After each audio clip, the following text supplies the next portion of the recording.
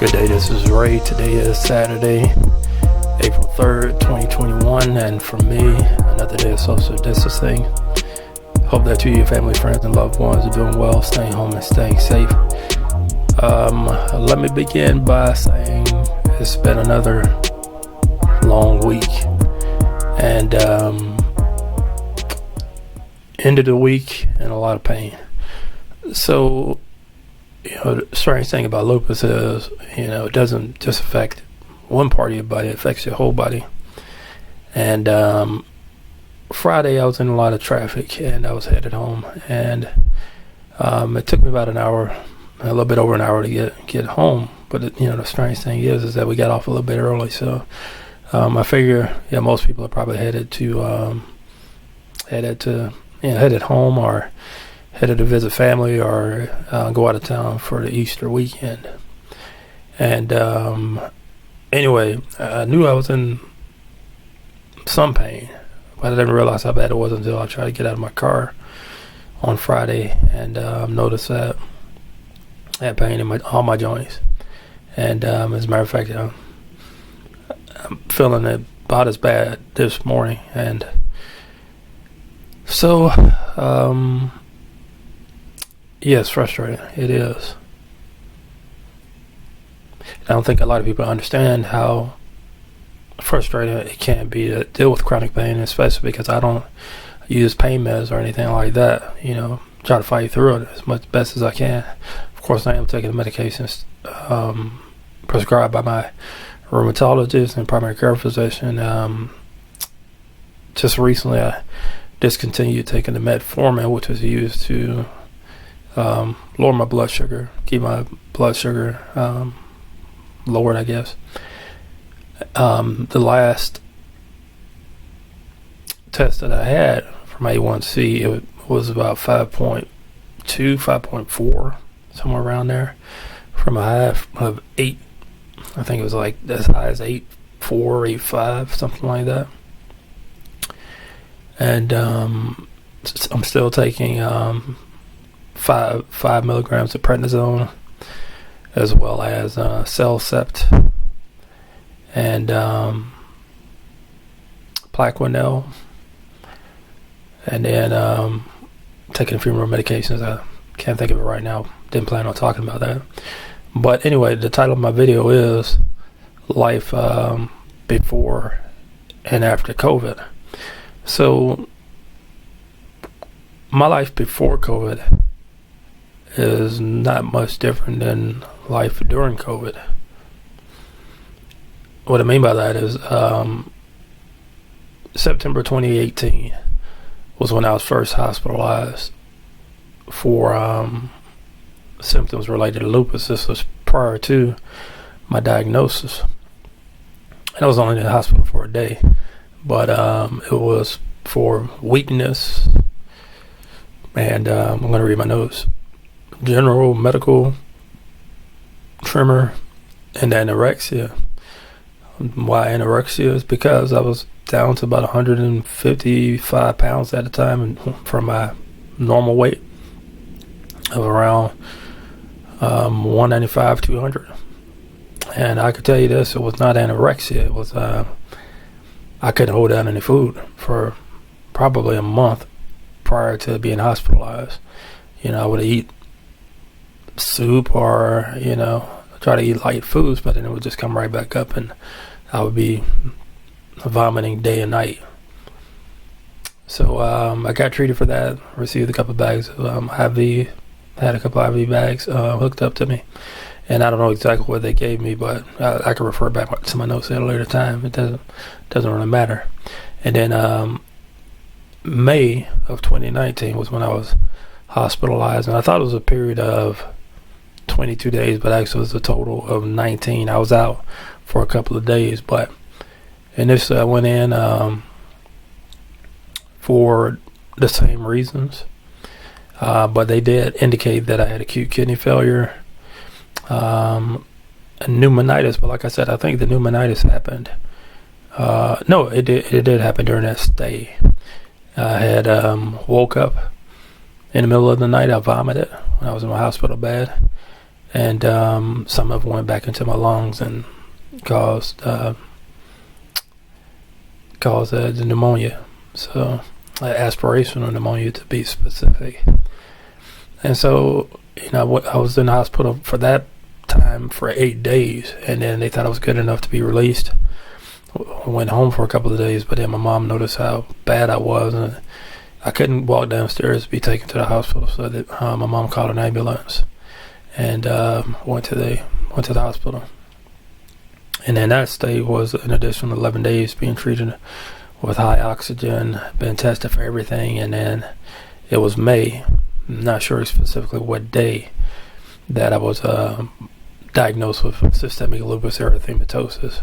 Now, I didn't know how to pronounce that at the time, but I've learned how to pronounce it. SLE, lupus for short. And then 3 months later, in August of 2019, I was hospitalized again. This time for a period of 5 days with sepsis, acute kidney failure, and diagnosed then with type 2 diabetes, probably because I'm was taking prednisone, and acid reflux. So that was frustrating. And then that wasn't the end of it. I moved back east, and almost a month later, I ended up in the hospital after being at work again from taking a 3-month medical leave. I was there for a day, and then hospitalized for a pulmonary embolism and deep vein thrombosis. And that's the type of pain that I don't wish on anybody. I mean, what I remember, I was in a hotel room, and I tried to lay down. I tried to lay down on my back, on my side, whatever. Couldn't do that. It was just so painful. I felt it, particularly in my lungs. I didn't feel it in my legs, and the doctors were kind of surprised by that because I had a large blockage in my leg. And I'm sorry, it's not in my legs, but on my left leg, and the PE happened in my left lung. And so I was in the hospital for actually 2 days during that time, so it wasn't that long of a stay. And then that's when they put me on a blood thinner, and I've been on it since September 2019, so I'm coming up on 2 years of taking that medication. And then my most recent hospitalization was actually back in February of last year, and that was for 5 days. It would have been shorter. That was because I had a seizure, a grand mal seizure, first time ever having a seizure in my life, and hopefully the last time. And I don't remember much from that, but I talked about that before in previous videos. So since basically 2018, I've been isolated. I've been keeping to myself. I was bedridden for a period of time, and been staying away from people. I've been pushing people away because, for one, I get frustrated by a lot of opinions. I get a lot of opinions, and sometimes I want to run away and just deal with this the best I can, and trying to plan for the future, trying to plan for what if I do end up in a home at some point? Will I be able to afford that? I'm planning for retirement, even though I'm probably 20 plus years out. That's fine. Some people are planners that way. I don't think I would have given it this much thought if I hadn't had the hospitalizations that I've had, and having to make the career change that I've made. I mean, it's not a career change, but going back to previous positions that that I worked previously, and it's just a lot to take in. So life before COVID and life after COVID, I'm trying not to dream much about that. I am.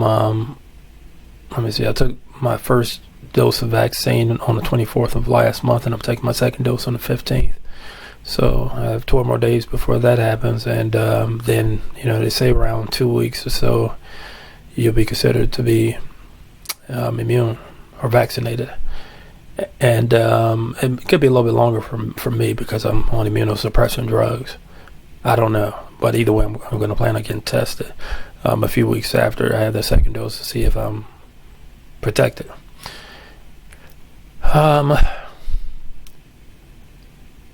After COVID, the biggest thing I want to do is I'm going to continue on taking these exams that I'm taking, getting these designations and things, and do more reading. I've been reading a lot more. I'm reading about personal finance, reading about lupus, as well as real estate, buying a home, as well as other books. But I'm very intentional about my reading right now because I'm starting another course right now. And if I finish this course and I pass it, I have another designation, and it'll be about I'm expecting to have the big designation for me at the end of September. So it's going to be a couple of tests that I have to take over the next couple of months. So my reading time is kind of limited right now, especially because I'm learning all this new material. This next course I know is going to be a difficult one for me. It's going to be about accounting. I took accounting. I took 2 courses in accounting back when I went back to school for business. So it should be okay, but debits and credits, I can't stand any of that stuff. So after COVID, I'm actually looking forward to going to the library. Strange as that sounds. The expression look forward to is usually defined as to anticipate with eagerness or pleasure. By the way, I have a routine you might like. I can tell you the weather when you dismiss your alarm. Do you want to try it? No. No problem. Okay, I'm not sure if I'm going to leave that in, but whatever. That was my Alexa. She's listening to me, even though I didn't say her name. And Alexa, stop. Okay, so where was I? Looking forward to going to the library, and I'm also, wanting to go to the beach. Not that I could be in the sun much, but I just want to sit back and listen to the ocean, do some reading. I'll get some shade and work on my tan a little bit, and